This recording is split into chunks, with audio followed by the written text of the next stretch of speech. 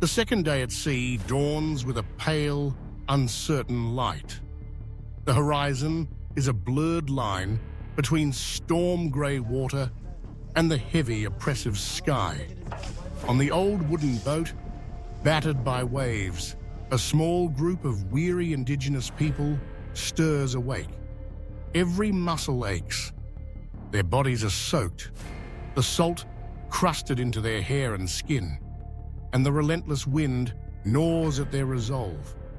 Hunger claws at their bellies, dull but growing sharper with each passing hour. Sleep was a fleeting luxury, snatched in fitful moments as the creaking boat heaved and pitched beneath them. Their hands are a testament to their struggle. Palms split and raw, fingers blistered and swollen from pulling at rough ropes and clutching splintered oars. The boat itself groans with each new wave, its timbers old but steadfast, holding the group afloat in the endless expanse. Every surface is damp, every breath filled with the scent of brine and wood. The sea stretches on in all directions, a shifting tapestry of foam and shadow indifferent to their plight. Despite the exhaustion, necessity drives them to action. They gather what little remains of their supplies. The food is almost gone. A few handfuls of dried roots, a strip or two of smoked fish, already rationed and re-rationed. The water is brackish, the last of it sloshing in a battered gourd. Their only hope is the ocean itself, unpredictable and vast, hiding both bounty and peril beneath its waves.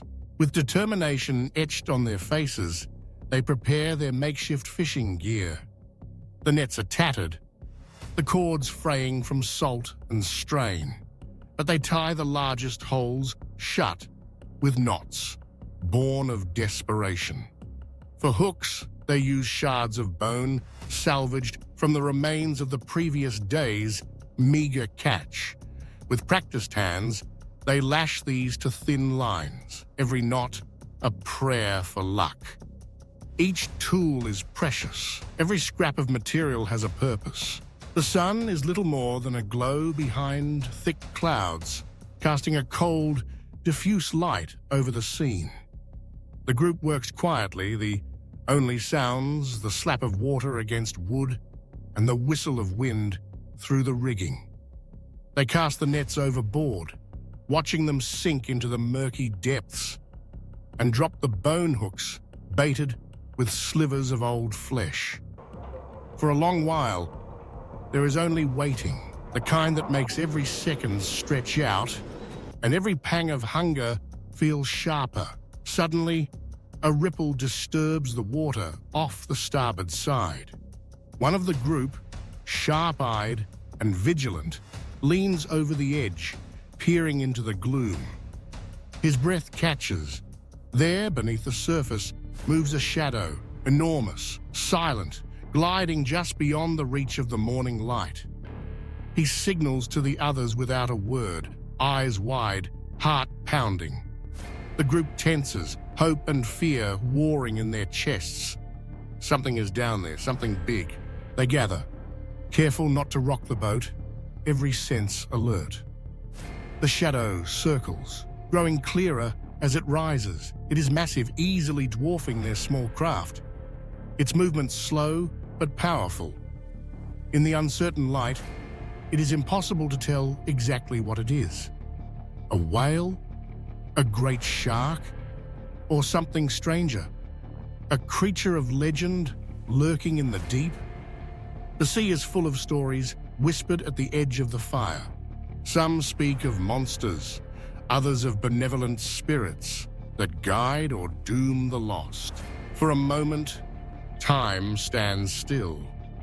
The wind seems to hush, and the group holds its collective breath.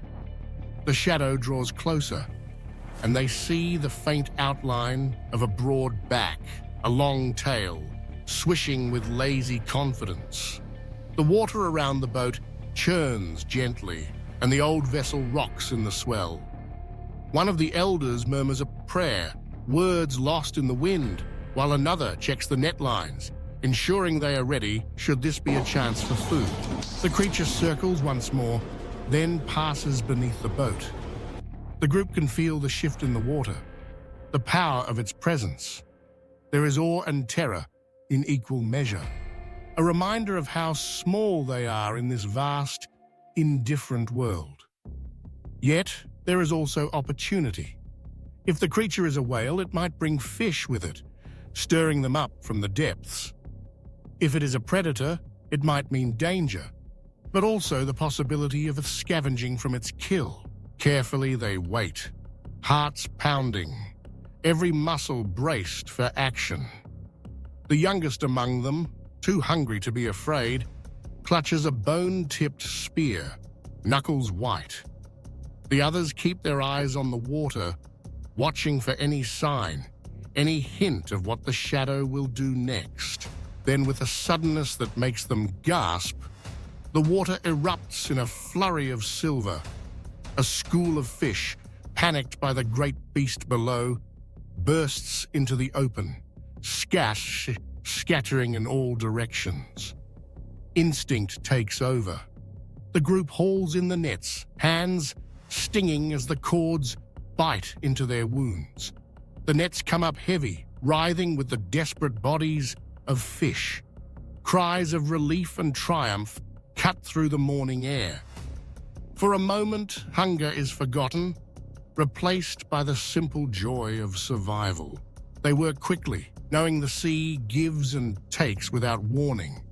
The fish are gathered, sorted, and cleaned with swift efficiency. Some are eaten raw, the taste of salt and life sharp on their tongues. Others are set aside to be smoked or dried if the weather permits. The mood on the boat shifts. Where there was despair, now there is hope. The creature that had seemed a threat has become their salvation, a reminder of the unpredictable mercy of the ocean. As the sun climbs higher, the clouds begin to thin, and a fragile warmth touches their skin. The group sits together, sharing the food, speaking in low voices of their luck and their fear. They know the sea is not finished with them. There will be more challenges, more days of hunger and cold, but for now they have survived another night and the promise of another day. Above them, the sky brightens. Below, the shadow fades into the deep, its purpose fulfilled. The group watches the water, grateful and wary, aware that every day at sea is a gift and a test. With renewed strength, they set their sights on the distant horizon, ready to face whatever comes next, bound together by hope, resilience, and the unbreakable will to survive. The net strains with a violent force, groaning beneath the weight of something far beyond their expectations. The boat lists dangerously, its hull creaking as the mysterious creature thrashes below, sending shudders through the planks. Everyone aboard rushes to the edges, seizing the ropes with white-knuckled determination. Hands burned by friction and hearts pounding, they work in unison, heaving against the pull of the water and the unknowable might of what they have ensnared. Bit by bit, the net gives up its secret. The surface of the water shatters as the beast breaks through, glistening in the waning light. A mass of scales in impossible shades, glimmering as if forged from liquid silver and emerald. Its eyes, wide and unblinking, reflect not only the terror of the moment, but centuries of mystery. The creature is a living fossil, something out of myth or memory, a relic from a world lost to time. Its fins are broad and jagged, its mouth set in an ancient frown. None in the group can recall any tale or fisherman's boast of such a being. For a moment, all reigns over fear. The crew gathers around the catch, their voices hushed, reverent. They touch the scales, marveling at their hardness and the way they shift color with every tilt of the head. Some whisper prayers or superstitions, uncertain whether to thank the sea or fear its retribution. Then comes the task of preparing the creature, a process that feels almost ceremonial. They work with care, cleaning the fish with knives honed by years of use, careful not to waste a single piece. The air fills with the sharp tang of salt and blood. Someone builds a fire with driftwood and scraps, the flames crackling as if eager for their share of the offering. The elders guide the process, passing down methods inherited from ancestors who once relied on the sea for every meal. They wrap the flesh in leaves, season it with wild herbs, and set it over the open flame, letting the smoke carry the essence of the creature into the night sky. All around, the group waits, stomachs growling but spirits high, united by the extraordinary catch. As the first pieces are shared out, hands tremble with anticipation. The taste is unlike anything they have ever known. Rich and ancient, somehow both familiar and alien. Each bite is savored, and stories begin to fly, speculations about what else might lurk beneath the waves. For a brief time, the air is thick with laughter and camaraderie, the hardships of the day washed away by the feast and the triumph of the hunt. But as the fire burns lower and the shadows grow long, unease creeps back in. The surface of the water, once calm, now ripples with a quiet menace. Someone leans over the edge to rinse a bowl, and their eyes widen.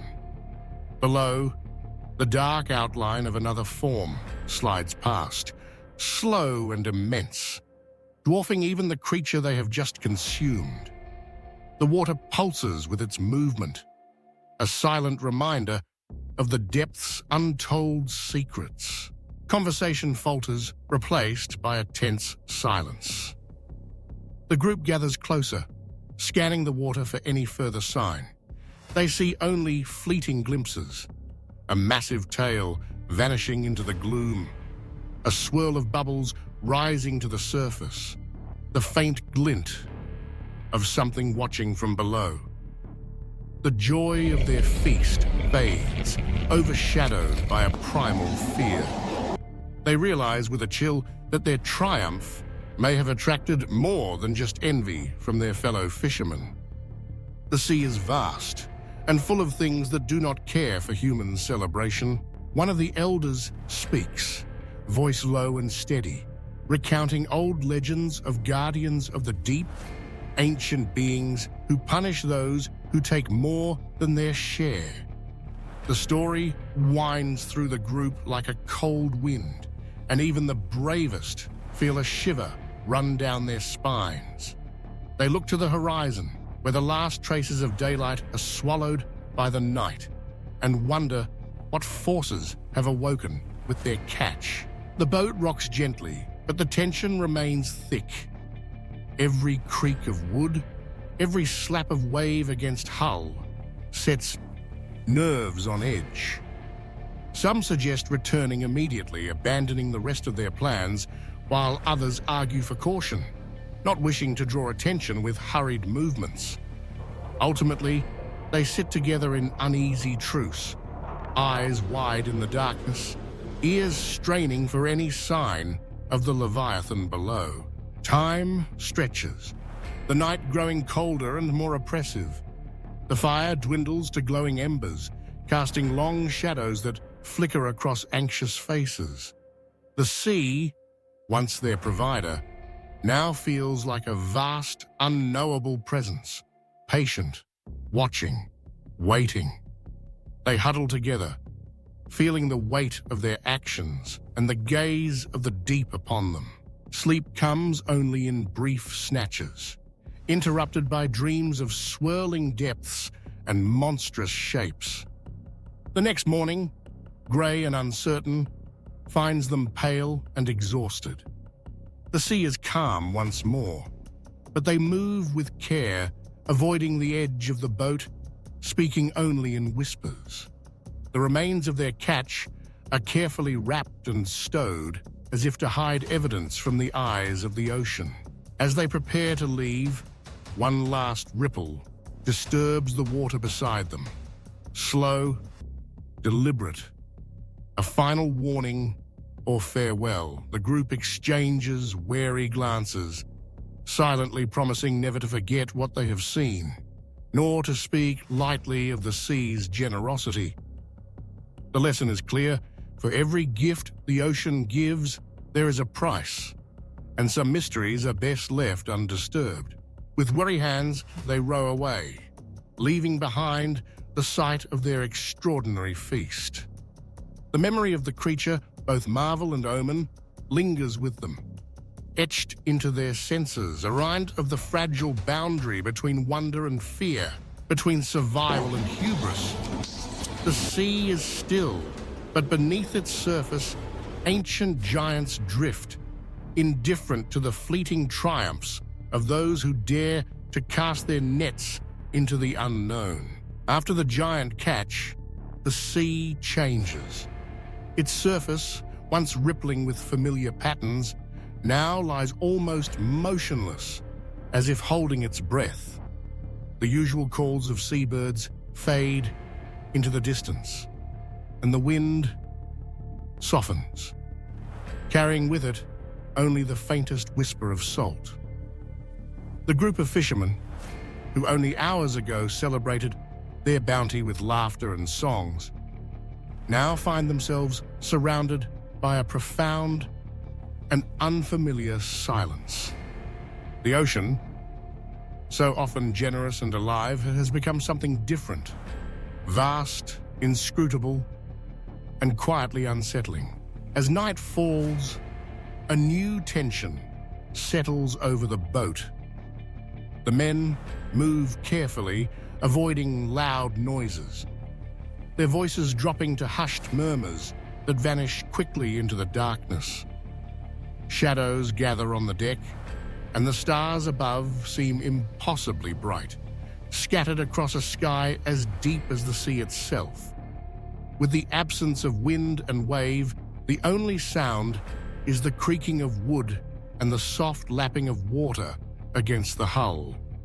Yet, just as the fishermen begin to relax into this uneasy calm, a new sound emerges from somewhere beneath them, deep within the blackness below. At first, it is easy to dismiss.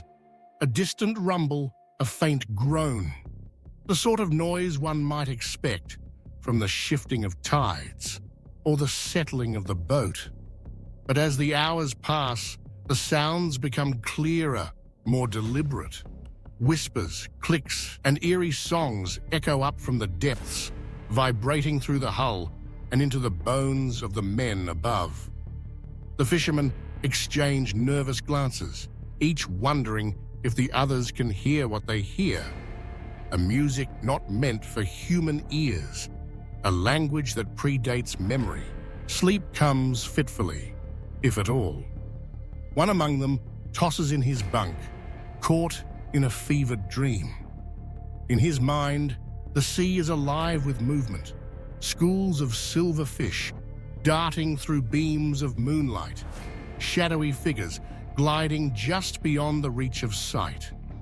Faces emerge from the water, ancient and sorrowful, eyes dark as the abyss. He dreams of spirits, guardians of the deep, perhaps, or the souls of lost mariners, watching, waiting, judging. He feels their gaze not with fear, but with a profound sense of awe and regret, as if he has trespassed into a sacred place. At dawn, when the first pale light spills across the horizon, the men rise with heavy hearts. The air feels changed, charged with a strange electricity. They cast their nets again, more out of habit than hope, and wait in silence. The ocean seems to watch them, its surface unbroken save for the occasional swirl or ripple, as if something enormous passes far below. When they finally haul in their nets, they find not the familiar bounty of gleaming fish, but a single creature, unlike anything they have seen before. Its form is twisted and elongated, with pale, almost translucent skin, and eyes that reflect the dawn in unnatural ways. Its fins tremble as if still alive, and its mouth is ringed with delicate tendrils, each one twitching as though seeking something lost. It is a fish, and yet not a fish. It is a thing of the abyss, shaped by pressures and darkness that no surface dweller can imagine. The men gather around this strange catch, their curiosity warring with a growing sense of dread. No one speaks. There are no jokes, no boasts, no stories of the one that got away.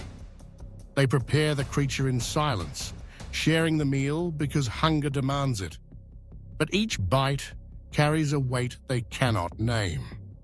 The taste is unfamiliar, tinged with bitterness, and the faintest trace of something metallic, like blood or old secrets. As they eat, their eyes meet across the table, and each man knows the others feel what he feels. A presence in the water, an intelligence that observes and judges. They remember the sounds from the night, the dreams of spirits and impossible shapes. They recall the warnings of elders, stories dismissed as superstition, about the cost of taking too much from the sea, about the bargains struck in shadow and moonlight. The day wears on, but the tension does not lift. Every splash, every creak, every change in the wind draws their attention. The sea, once a friend and provider, now seems to hold its secrets just beyond their reach. The men begin to understand that they are not alone out here, that the ocean is not an empty wilderness, but a realm filled with unseen watchers and ancient powers. Their triumph of the previous day feels hollow now, overshadowed by a sense of trespass and impending consequence. As the sun begins its slow descent, staining the sky with gold and crimson, the horizon stretches out in all directions, endless and unknowable. The men sit together, not speaking, listening to the quiet and the distant, haunting calls that sometimes rise from below. They feel the weight of their choices settling onto their shoulders, heavy as the water itself. A question lingers in the air, unspoken but inescapable. What else lies beneath these waves? What other secrets does this vast and silent ocean keep hidden? Each man turns the question over in his mind, understanding now that every gift from the sea comes with a price, that for every catch there is a reckoning, and that the ocean remembers what is taken. Night falls once more, and with it, a return of the sounds from the deep. The men listen, hearts pounding as the darkness presses in. They know now that they are guests in a world much older and stranger than their own. They have glimpsed its wonders, tasted its mysteries, and awakened something that cannot be forgotten. And as the endless expanse of water swallows the last light of day, the men stare into the night, wondering what else stirs beneath the surface, what ancient eyes watch from the depths, and what stories the ocean has yet to tell.